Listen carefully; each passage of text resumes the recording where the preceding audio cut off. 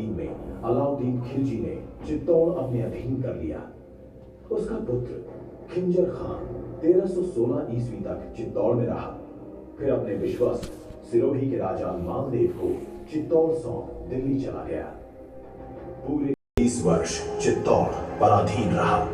उसे पराधीनता की बेड़ियों से मुक्त किया सिसोदा के हम्मीर ने। हुआ यूं कि एक दिन सिसोदा के युवराज अरी सिंह शिकार का पीछा करते हुए एक खेत में घुसने लगे। तब एक युवती ने उन्हें रोका।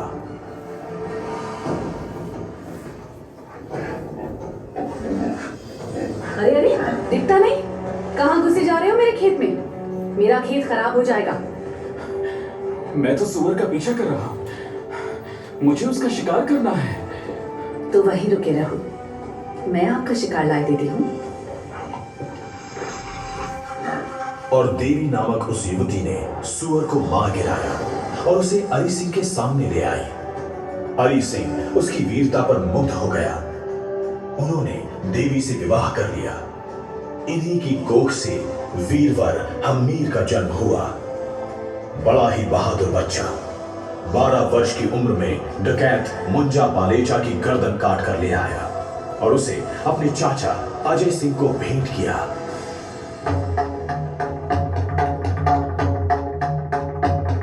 लो चाचा, मैंने मुंजा बालेजा का खात्मा कर दिया है। शाबाश मेरे बच्चे, शाबाश।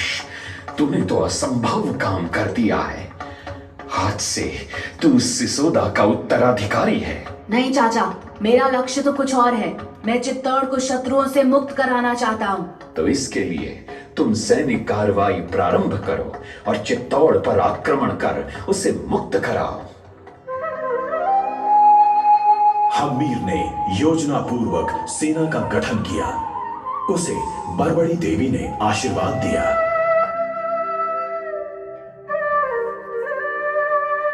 जाओ मेरे पुत्र, मेरे आशीर्वाद से तुम्हें चित्तौड़ राज्य प्राप्त होगा।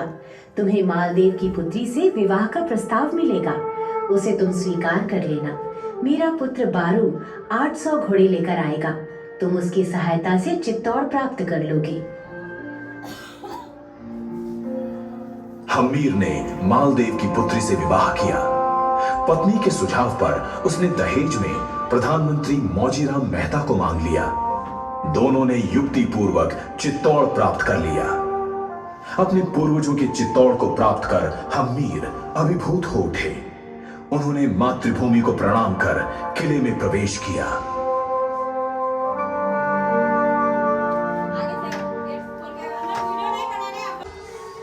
दासी पुत्र बलबीर ने विक्रमादित्य व उदय सिंह को मारकर शासन हस्तगत करने का षड्यंत्र रचा। एक काल रात्रि को उसने विक्रमादित्य की हत्या कर दी। अब उसे उदय सिंह की हत्या करनी है। यह समाचार धायमा पन्ना को प्राप्त हुआ।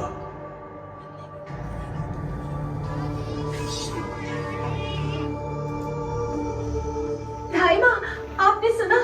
बलबीर ने विक्रमादित्य की हत्या कर दी है। क्या? ये कैसे हुआ? तो क्या होगा एकलिंगना? माँ, अब तो वो उदय सिंह को मारने आ रहा है। उदय सिंह को मारने? नहीं नहीं, ये नहीं हो सकता। कुछ करना होगा। क्या करना होगा माँ? तू उदय सिंह को लेकर वारी भाई के यहाँ चली जा। किसी को पता नहीं चले, ये ध्यान रखना। और हाँ, चंदन को तुरंत मेरे पास भेज देना। जा, जल्दी कर। कुछ समझे आप? इस महिमामयी मां ने मेवाड़ के भविष्य की रक्षा करने, उदय सिंह को बचाने के लिए अपनी कोख उजाड़ने का निर्णय कर लिया है। पन्ना ने उदय सिंह के समवयस्क अपने 15 वर्षीय पुत्र चंदन को उदय सिंह के पलंग पर सुला दिया और काल की प्रतीक्षा करने लगी कि 1536 ईस्वी सन में बसंत पंचमी की रात में बनवीर की लपलपाती तलवार चंदन का खून पीने आ थमकी। बता पन्ना, कहां है उदय सिंह? मैं उसका खून पीने आया हूं।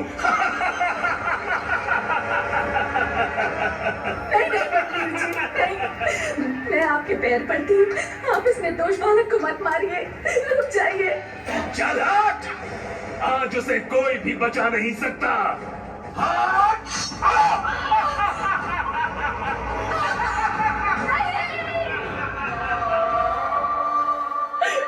ये क्या किया बनवीर जी? उदय सिंह, उदय सिंह।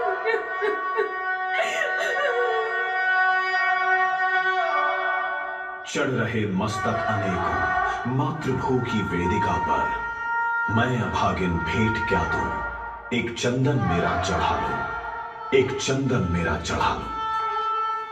औरंगजेब के हाथ में आ गई।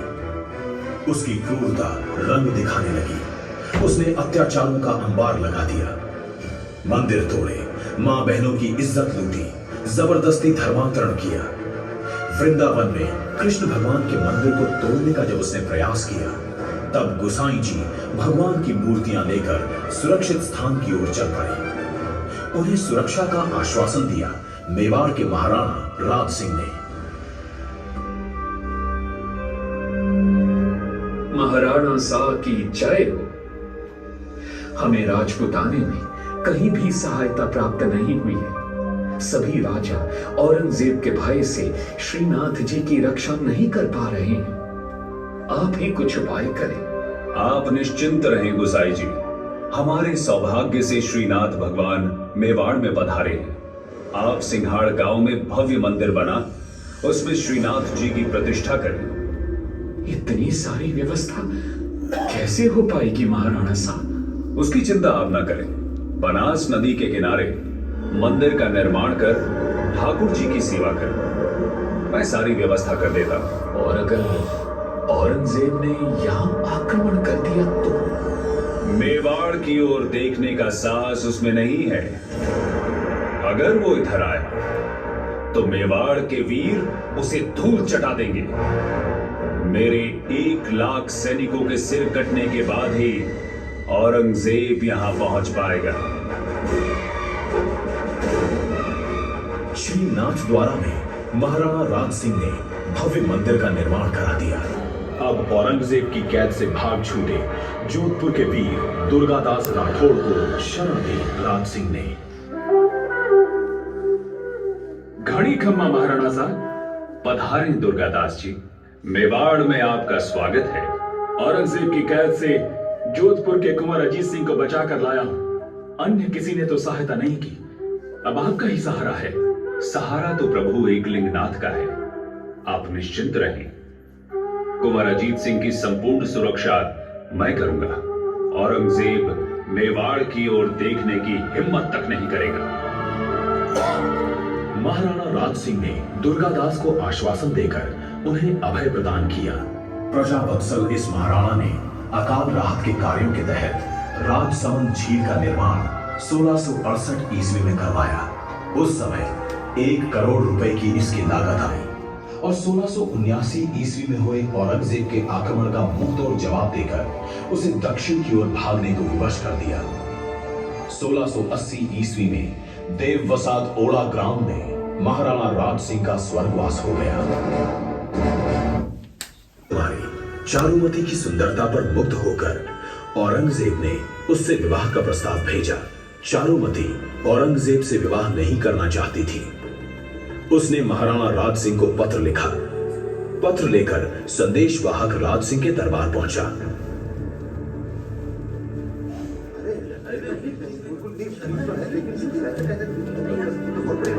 क्षमा गणी अन्नदाता, मैं किशनगढ़ की राजकुमारी चारुमती का संदेश लेकर आया। क्या लिखा है राजकुमारी ने? मैं चारुमती आपको प्रणाम करती हूँ। मैंने आपको अपने पति के रूप में वर्ण कर लिया है। अब आप औरंगजेब से मेरी रक्षा करें, अन्यथा मैं प्राण त्याग दूंगी। इस परिस्थिति में चारुमती की रक्षा करना हमारा कर्तव्य बनता है रतन सिंह जी। जी हुक्म। आप 50,000 की सेना लेकर आमेर तक जाएं। वहां औरंगजेब की सेना को रोकें। तब तक मैं चैत्र पूर्णिमा को चारुमती से विवाह कर उन्हें लेकर आता हूं। जी हुक्म। रतन सिंह सलूमर के चुंडावत सरदार हैं। वे अपनी नवविवाहिता पत्नी हाड़ी रानी इंद्र कुमार से विदा लेने उनके महल में गए। प्रिय, महाराणा शाह ने हमें युद्ध में जाने का आदेश दिया है, इसलिए हम आपसे विदा लेने यहाँ आए हैं। आप विजयी होकर लौटे, यही मंगल कामना है मेरी। किंतु रानी, युद्ध में क्या होगा कुछ कहा नहीं जा सकता। फिर तुम्हारा क्या होगा? आप निश्चिंत होकर युद्ध के लिए पधारिए। हम हिंदू स्त्रियां अपना कर्तव्य अच्छी तरह से जानती हैं। हम उसका सहर्ष पालन करेंगी। तो ठीक है, अब हम प्रस्थान करते हैं।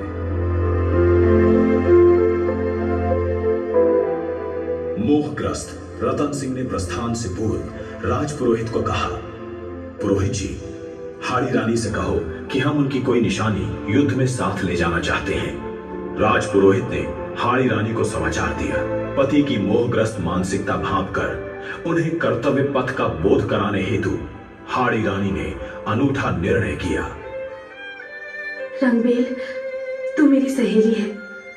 ठाकुर साहब को मेरी ये अनमोल निशानी भेंट कर देना। और हाड़ी रानी ने अपना सिर काट दिया।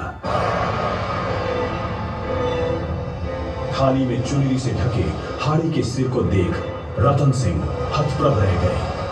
पत्नी के बलिदान से अभिभूत हो उन्होंने उस मुंड को माला के रूप में पहन लिया और आमेर के पास हुए युद्ध में औरंगजेब की सेना को परास्त कर अपना बलिदान दे दिया।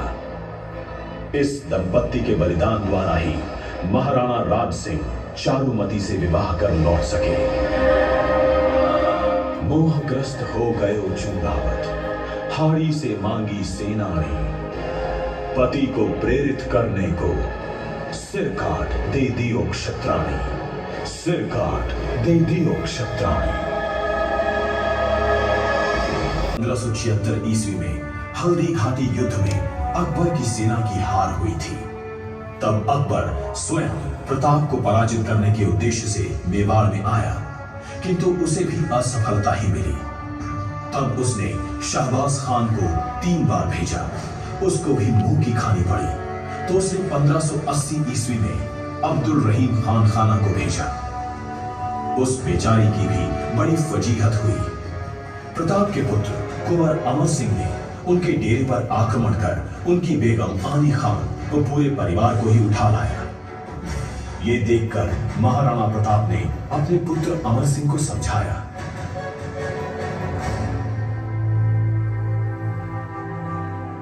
बेटा, तूने हमारी हिंदू संस्कृति के विरुद्ध काम किया है। हम हिंदू लोग पराई स्त्री को मां के रूप में देखते हैं। महिलाओं के सम्मान की रक्षा करना हमारा परम कर्तव्य है, और तू इन्हें उठा लाया। दादा हुजूर, मैंने ये सब नहीं सोचा था। निसंदेह मुझसे अपराध हुआ है, किंतु मैंने इनके साथ कोई अभद्रता नहीं की है। ठीक है पुत्र, अब तुम इन्हें ससम्मान इनके डेरे पर पहुंचा दो और इनसे अपने व्यवहार के लिए क्षमा याचना भी कर लेना। बहन, जाओ, मैं तुम्हें आदर सहित विदा करता हूं। मुझे क्षमा कर देना। प्रताप के इस व्यवहार से भाव विभोर हो बेगम अपने डेरे पर लौट गई और वहां अपने पति अब्दुल रहीम खान खाना से कहने लगी, हमारे शत्रु होकर भी महाराणा प्रताप ने मेरे साथ बहन के समान व्यवहार किया है। प्रताप मनुष्य नहीं है बेगम, वो तो फरिश्ता है, फरिश्ता। काश अकबर भी प्रताप के श्रेष्ठ चरित्र को समझ पाता। वो क्या समझेगा, उसे तो मीना बाजार के कारनामों से ही फुर्सत नहीं है। सुना नहीं आपने? क्या? मीना बाजार में उसने प्रताप के भाई शक्ति सिंह की पुत्री किरण देवी का हाथ पकड़ लिया था। किरण देवी ने उसे नीचे गिराकर उस पर कटार तान दी। क्षमा याचना के साथ माँ माँ कहने लगा था अकबर, तब कहीं छोड़ा उसने। अकबर और प्रताप के चरित्र में जमीन आसमान का फर्क है बेगम। धन्य प्रताप, तुम धन्य, तूने अपने चरित्र बल से मुझे जीत लिया है। चलो बेगम, अब यहाँ प्रताप से युद्ध के लिए रुकने का कोई अर्थ नहीं है। हमें अपने वतन को लौट जाना चाहिए। प्रताप के उज्जवल चरित्र ने जीत लिया खान खाना को। कीर्ति अमर रहे तुम्हारी, आशीष शुभ दे चल दिया वो।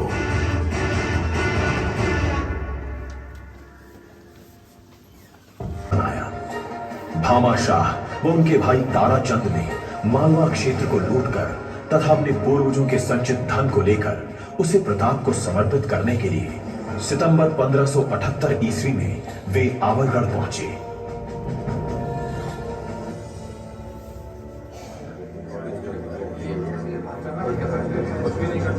प्रणाम महाराणा साहब, मेरा और भाई ताराचंद का सादर प्रणाम। आओ भामा शाह, आओ। कहो, क्या समाचार है? हम आपकी सेवा में 25 लाख रुपए और 20,000 स्वर्ण अशर्फियां लेकर आए हैं। कृपया इसे स्वीकार कीजिए। धन्य भामा शाह, तुम धन्य हो।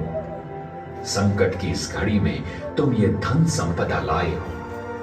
तुम्हारे जैसे वीर पुरुषों की तो आज महती आवश्यकता है। नहीं महाराणा साहब, इसमें धन्यता की कोई बात नहीं है। हमने तो मातृभूमि के लिए अपना कर्तव्य निर्वहन किया है।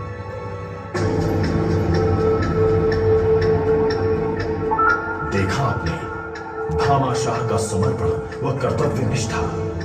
इन्होंने प्रताप को केवल धन ही नहीं दिया है, अभी तो विजयादशमी 1582 ईस्वी में प्रताप के साथ मिलकर इन्होंने व अमर सिंह ने दिवेर थाने पर आक्रमण किया। अकबर का चाचा सुल्तान खान वहां का किलेदार था। अमर सिंह ने भाले का वार कर उसे मार गिराया। जब घायल सुल्तान खान ने पानी मांगा तो प्रताप ने मानवीयता दिखाकर उसे जल दिलाया।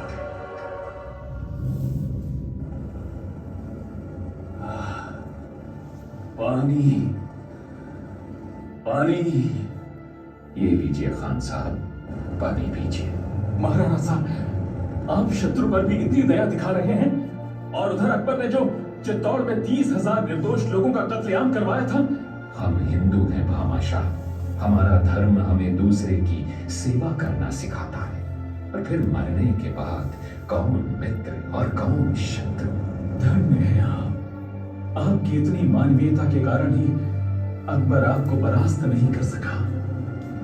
अब तो आपके चरित्र बल के समक्ष तो वो स्वयं भी हार गया है। प्रताप की छापामार युद्ध पद्धति के कारण मुगल सेना भाग गई। प्रताप ने मेवाड़ के सभी ठिकानों को अकबर की मुगल सेना से पूर्ण स्वतंत्र करा लिया। अब प्रताप ने चावंड को अपनी राजधानी बनाकर पुनर्निर्माण का नूतन उदाहरण प्रस्तुत किया। और न केवल युद्ध काल में, अभी तो 12 वर्षों के इस शांति काल में भी महाराणा प्रताप ने महानायक की तरह नेतृत्व किया। जीवन में पूर्णता प्राप्त कर यही चावंड में 19 जनवरी 1597 ईस्वी को उनका स्वर्गवास हो गया था।